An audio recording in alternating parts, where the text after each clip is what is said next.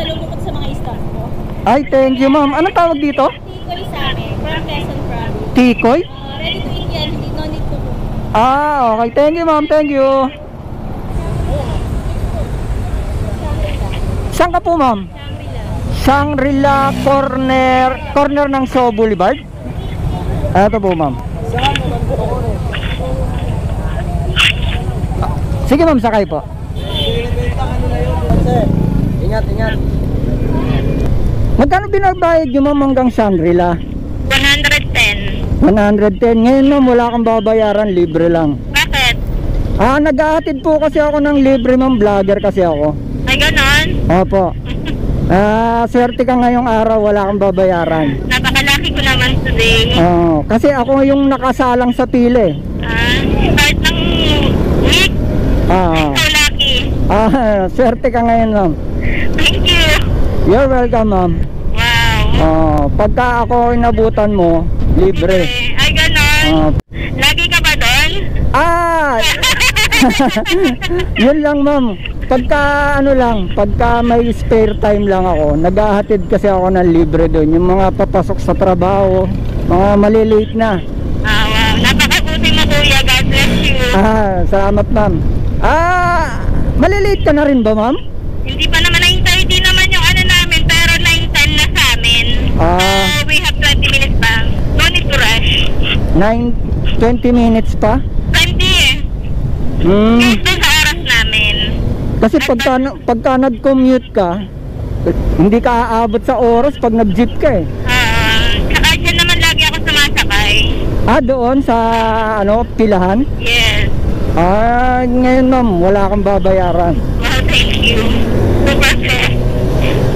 Anong pangalan mo? Ito ma'am. Ito po ma'am. Anas Venture. Po. Pagka naabutan mo ako dyan, ibig sabihin nun, sa akin na lang to kuya. Okay lang?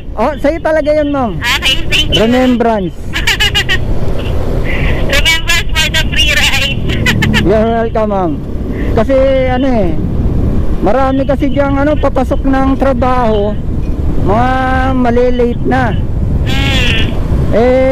Lagi kasing traffic dyan sa ayan dyan sa Ortigas sabi nyo. Walang bago. Walang bago. Palala ng palala. Kaya dito kami dumadaan, Julio Vargas. Nag-iikot ka anywhere? Doon ma'am ako nakapwesto talaga eh. Sa Dennis? Opo, yung mga mga papasok sa trabaho, yung mga papasok lang. Kasi may hinahabol kasi silang oras. Pero yung mga pauwi, hindi na. Kasi hindi naman sila malilate eh. Tama. Priority ko lang yung mga papasok lang ng trabaho. Yung mga pauwi, okay na yung kahit malate sila. Kasi wala namang magagalit na amo. Hindi mababawasan ang sweldo. Ganun dun sa work ko dati, kada minuto 100. Pero may grace period kayo. Parang yata 5 minutes? 5 minutes? Oo. Pwede na. Sa amin kasi wala. Kaya kapag halimbawang ang late ko, mga 5 minutes, wala ka na sinahod. Wala na akong sinahod, may utang pa. Kasi 400 plus lang yung dating minimum. 500 yun, 5 minutes. May utang pa ako. Hindi na ako pumasok. Action ka na lang. Hindi ka pala pagod. Hindi ako napagod. Sabi ko, maghahatid na lang ako ng mga malilate kaysa ako yung malate. Mas masarap pa yung maghatid ng mga yung mga malilate na sa trabaho. Kasi wala kang amo. Thank you talaga kuya. You're welcome ma'am. Actually doon pa lang sa amin, nagbubuk na ako ng angkas. Walang pumapasok. Sa junction. Taga-Kainta kayo? Bakit napadpad kayo dun sa pwesto namin? Hindi, doon talaga ako pagka wala akong nabubuk, nagpabiyahe na ako. Dahil habang nasa biyahe, nagbubuk na ako. Ng angkas. Kanina wala talagang pumapasok. So I decided na maghabal na lang. Okay. Wala kang makuha. Yes, walang pumapasok sa ko. Sa dami rin naman kasi ng diba? Tapos kukunti lang sila. Hindi, totoo yun ma'am. Kasi kapag ka rush hour, nauubos yung mga driver. Mga rider. Kasi angkas ako dati pagka halimbawang rush hour na, dagsa yung booking, agawan sa rider. Pero pagka halimbawang tapos na yung rush hour, ayan, mga nakatambay na kami kasi wala nang wala nang pasahero kasi nakapasok na lahat sa trabaho. Tama. Ang balik ng mga pasahero alas 5 na, doon na uli mag-aagawan sa Pasahero. hindi, sa driver kasi uwi mas nag-enjoy ako pagka libre yung pag libre yung serbisyo.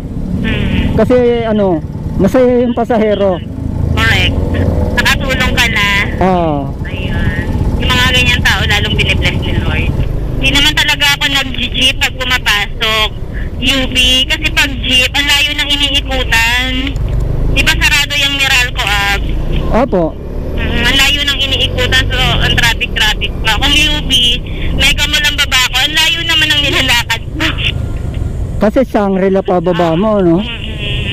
Kaya nagmomotor ka na lang. Yes. Para doon na mismo yung baba mo, sakto na. Yes. Kailang years ka ng vlogger, kuya? Mag 3 years na, ma'am Wow. So marami ka ng follower. Mag 100,000 na. Wow, congrats. Tapos sa Facebook, mga 800,000. Ma'am, dito ka kaliwa o dun sa susunod? Diretso lang, kuya. Doon tayo sa counter flow ng Mega Mall. Okay. Eto, ma'am, yun, yung counter flow na to, di ba? Okay. Tapos kakaliwa Mega Mall. Oo, kakaliwa Mega Mall. Tapos doon sa Garden Way, doon sa may siyang hotel, kakanan tayo. Or minsan pag maaga pa, pag jeep ang nasakyan ko, baba na ako dyan sa bago umakyat ng tulay, lalakarin ko na lang.